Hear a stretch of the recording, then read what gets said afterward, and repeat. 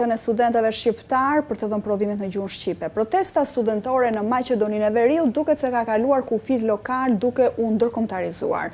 Pas ditën e së mërkurës, përfaqësues të kësaj lëvizjeje kanë zhvilluar një takim me kongresmenët amerikan Keith Self dhe Suhas Subramanian, ku në fokus ishin pretendimet për cënimin e të drejtave kushtetuese të shqiptarëve, përdorimi i gjuhës shqipe dhe respektimi frymës së marrëveshjes së Ohrit.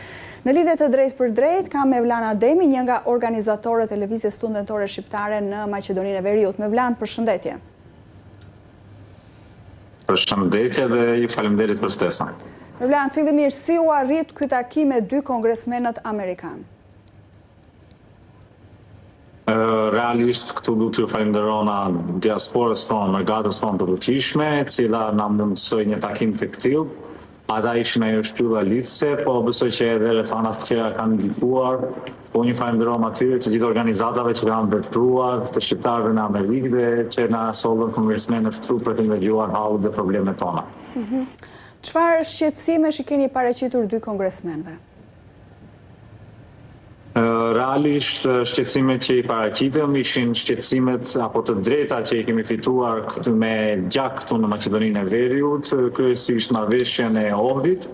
Marrëveshja e Ohrit si siguruese e asaj marrëveshje janë ndërkombëtare, janë amerikanë, janë Bashkimi Evropian dhe ne treguam që realisht ajo nuk po zbatohet, domethënë ata katër shtylla e marrëveshjes së Ohrit që janë balimteri, përfaqësimi i drejtë dhe adekuat, decentralizimi dhe gjuha shqipe nuk po zbatohen në mënyrën se si janë para pa aty në kushtetutë.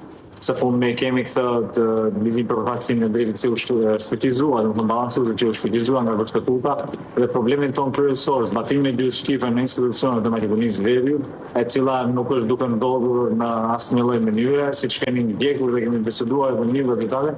Dhe të kësaj periudhës 2 vjeçare, një provim nuk mundën ta bëjnë institucionet tona me gjuhën shqipe, e le mos zbatimin e tërësishëm të gjuhës shqipe si gjuhë zyrtare në Maqedoninë e Veriut. Dhe cili ishte reagimi i kongresmenëve pas bërjes, pas shpresë nga ana juaj të këtyre problemeve, të shqetësimeve tuaja, dhe shpresoni që mund të ketë lëvizje, mund të ketë diçka konkrete, mund të marrë më shumë jahon kjo çështje? Une tash është amerikanët janë diplomatë çdo herë dhe nuk dua të vendos fjalë në gojën e tij, po atë që mund ta them që e vërejta ishte që na dëgjoi shumë mirë, shumë me vëmendje gjatë gjithë kohës. I mori ata shënimet të gjërave që ju duken më të rëndësishme dhe unë nuk besoj që ka ardhur kohë të ndaj kohë nga agjenda e tij shumë e ngarkuar, të takoj studentët e Maqedonisë së Veriut për këta problematika që i kemi. Çka vërejta tjetër ishte që ishte lidhur shumë emocionalisht me këtë gjendjen tonë. Pash që realisht ndikoi ajo që i thonim ne, ai realiteti që ne po jetojmë ditë për ditë këtu në Maqedoninë e Veriut. Edhe ne normalisht kërkojmë ndihmë nga, siç i themi ne shpeshherë këtu, vëllai i madh Amerikë që të na ndihmojë dhe të na përkrahë dhe në maksimum të bisedojmë ato kanalet e veta që i kanë, që ta shtyllat e marrëveshjes së Ohrit që garantojnë barazinë ndërmjet dy popujve shtet formues, që garantojnë stabilitetin në Maqedoninë e Veriut, të plotësohen në mënyrë ekuivoke. Mevlan, mendon se çështja e gjuhës shqipe sot po trajtohet si një problem administrativ apo si një çështje identitare dhe politike? Për ne gjuha shqipe është çështje identitare. Për mua, unë të flas në institucione, në gjykatat, në çfarë do lloj kompanie apo vendi ku jam në Maqedoninë e Veriut, unë dua të flas shqip me gjuhën time të nënës në vendin tim.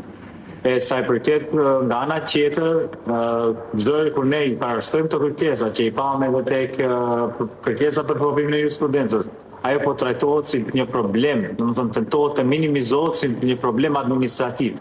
Domethënë, aq shton kjo thellë saqë edhe po deshe të regjistrohesh në universitetin, për shembull Kirili Metodi, që është një universitet vetëm në gjuhën maqedone dhe angleze, po deshe të regjistrohesh aty, flet paraqitjet shpeshherë janë në gjuhën maqedone, dhe të pyet për flet paraqitje në gjuhën shqipe, thonë janë gjuhë, s'ka fleta. Domethënë tentohet të minimizohet, të luftohet edhe në ata shkallët dhe në qelizat më të ulta që janë në Maqedoninë e Veriut. Por përse jemi në këtë situatë? Pra pse flitet sërish për rrezikim të frymës së marrëveshjes së Ohrit më shumë se 2 dekada pas nënshkrimit të saj? Unë do kisha thënë që realisht marrëveshja e Ohrit që nga fillimi, normal do të jemi të sinqertë, tani asgjë nuk bëhet për një ditë. Edhe marrëveshja e Ohrit nuk pritet të implementohet për një ditë. Por ne jemi një gjeneratë e re që kemi lindur pas marrëveshjes së Ohrit, pas atyre trazirave që e kapluan Maqedoninë e Veriut, pas asaj sakrificës që dhanë prindrit, axhallarët tanë në atë betejë, edhe realisht ta gjesh fajtorin është e vështirë këtu. Por ne çka duam është të respektohet. Ajo që thëmë që ajo rrezikohet është se vetë balancuesi që ishte u shfuqizuar dhe tentohet të zëvendësohet me një ligj i cili në vete nuk përfshin asnjë mekanizëm dëshkimi. Balancuesi ndëshkojte, ky ligj i ri nuk ndëshkon. Balancuesi para se më punësu rregullojtë se çfarë etnie duhet të punësohet, ligji i ri pasi të punësohesh dërgon raport. Është një organ që do raportoj vetëm qeverisë, as nuk i raporton kuvendit. Edhe në tërësi, ky ligj i ri po kryen funksionin e njëjtë që ka avokati i popullit. Domethënë është thjesht për mendimin tim tani është një kamuflim i balancuesit dhe unë e shoh që kjo do në atë punësim, në atë garë të punësimeve që ka këtu ndërmjet etnive, do krijojë probleme dhe mendoj që do zhvillohet një ndërpërfaqësim i faktorit shqiptar në institucionet e Maqedonisë së Veriut. Pastaj kemi decentralizimin. Decentralizimi nuk ndodhi asnjëherë, që nga fillimi që nga lufta e 2001 deri me tani decentralizimi në Maqedoninë e Veriut ka ngecur dhe unë nuk po shoh që po ecë para. Ne tani jemi një gjeneratë e re që duam të paktën këta katër shtylla, të kemi të qasshme që të mund të avancohemi në jetën tonë, të merremi me probleme reale që i kemi, probleme ekonomike, e jo ne të mbahemi në këto çështje identitare kombëtare që është dashur që shumica e Evropës i ka kaluar para 30 viteve, ne ende po merremi sot.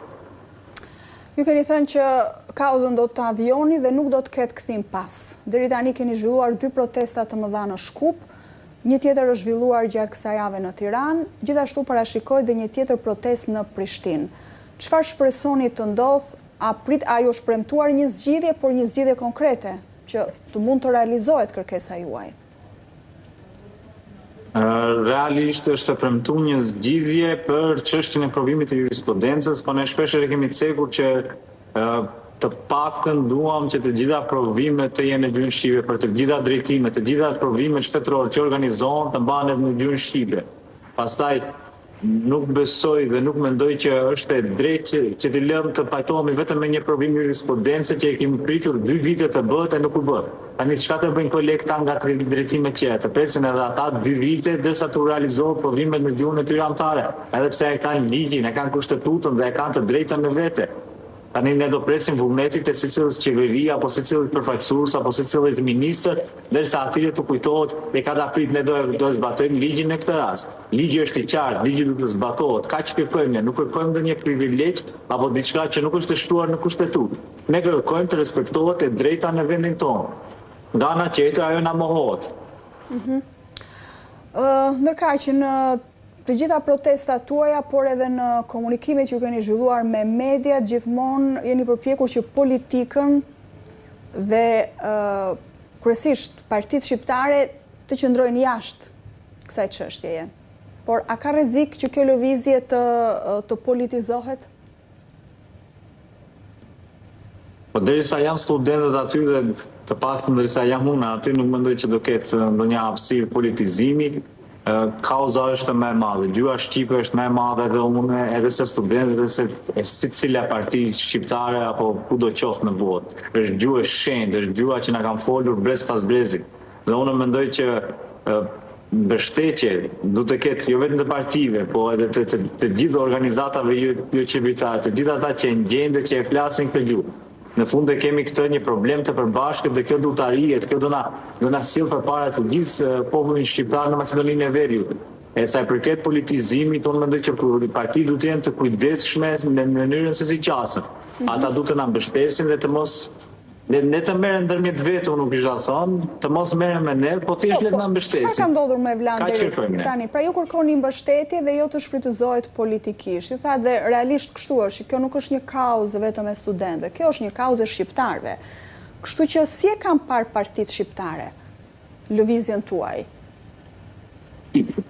Realisht të gjithë partitë shqiptare në Maqedoninë e Veriut kanë kanë mbështetur me deklaratat e tyre protestën e studentëve. Tani ka ata anët negative ndoshta që i kemi pa, që janë tentuar të zbehet kauza, të minohet kauza. Unë mendoj që kjo është e gabim dhe mendoj që duhet të ndodhë një bashkim, se për shembull opozita shqiptare ka mbështetur publikisht kauzën tonë, edhe mendoj që edhe opozita shqiptare duhet të formojnë një blok të përbashkët ndërmjet veti që ta ecin të punë para. Po në fund të ditës Mes duket ka rënë linja, është shkëputur kjo lidhje, do të tentojmë, presim edhe pak derisa të rridhemi sërish me Mevlana Ademi, një prej organizatorëve të protestave studentore në Republikën e Maqedonisë së Veriut. Po, jemi sërish së bashku, po Mevlan. Kërkoj falje se kemi pak stuhi këtu në Maqedoninë e Veriut dhe ndërsa për atë janë shkëputur valët. Ajo çka desha të them është që partitë politike shqiptare ne i duam të bashkuara, nuk i duam të përçara, po në fund të ditës nuk kemi ne ata që vendosim dhe ne mund vetëm që bëjmë thirrje të kenë kujdes, edhe ne për vete të ruajmë me deklaratat tona që të mos nxisim më shumë përçarje e urrëqje. Kur vjen puna tek studenti, tek një gjeneratë e re që po rritet me një frymë të tillë, mendoj që vetëm gjë që mund të jetë dobishme për ne është të jemi të bashkuar, të jemi bashkë. Me takimin që është zhvilluar me 2 kongresmenët amerikanë, mund të themi që faktori ndërkombëtar po i rikthen vëmendjen tek çështja shqiptare në Maqedoninë e Veriut? Mendoj se definitivisht, mendoj që kongresmenët jo vetëm për çështjen shqiptare në Maqedoninë e Veriut, po në përgjithësi në Ballkan kanë kthyer vëmendjen e tyre. Dhe unë besoj se kjo është e dura, se Ballkani është një vend me shumë etni dhe shumë probleme në vete, po asnjëherë nuk duhet të jenë probleme, gjëra elementare. Për mendimin tim kjo është ajo që duhet dhe besoj se me këtë takim edhe më shumë do të rritet influenca dhe ndikimi i kësaj lëvizje studentore. Ka shqetësime se tensionet rreth gjuhës mund të ndikojnë dhe në stabilitetin politik dhe në rrugën europiane të Maqedonisë së Veriut. Sa mund të ndikojë? Ndani dhe ju këtë shqetësim? Realisht nuk e di, rruga evropiane siç e shohim ka ngecur në një herë. Ajo është çështje politikës, se si do e zgjedh ata probleme që i kanë vetëm që i kanë nga Bullgaria. Mendoj që nuk duhet të mbahet peng faktori shqiptar, populli shqiptar këtu, në fund të ditës jemi mbi 30%, edhe këta janë probleme që duhet i zgjidh faktori Maqedonas ndërmjet vete, të konsultohen dhe të gjejnë një dyrë të përbashkët. Por nuk është arsyeshme të pritet me dekada, siç ka deklaruar kryeministri i vendit, të pritet me dekada për një problem dhe të mbahemi ne peng. Në fund të ditës, një Maqedon në momentin që kërkon të ikë në Bashkimin Evropian, shumë lehtë merr pasaportën bullgare dhe ka, sipas mediave që i kemi parë, ka qindra mijë pasaporta Maqedonas me pasaporta të dyvishta bullgare. Dhe shqiptarët nuk është ajo situatë. Ne nuk kemi një rrugdalje të dytë. Ne kemi një rrugdalje dhe për këtë arsye është jo fair dhe jo e drejtë të mbahemi ne peng. Dhe pas këtij takimi që zhvilluat me kongresmenët, cili është hapi i radhës i lëvizjes studentore? Besoj që do vazhdojmë edhe pak me këta takime që i kemi, të ngrejmë edhe pak zërin në këtë sferë ndërkombëtare dhe do vazhdojmë me një protestë se jemi duke biseduar për në Prishtinë edhe pastaj përsëri të rikthehemi në Shkup nëse kërkesat tona nuk dëgjojnë. Kur është kjo protestë në Prishtinë, Mevlan? Ende nuk e kemi caktuar datën, presim përgjigje nga kolegët tanë atje. Falenderoj shumë për bisedën.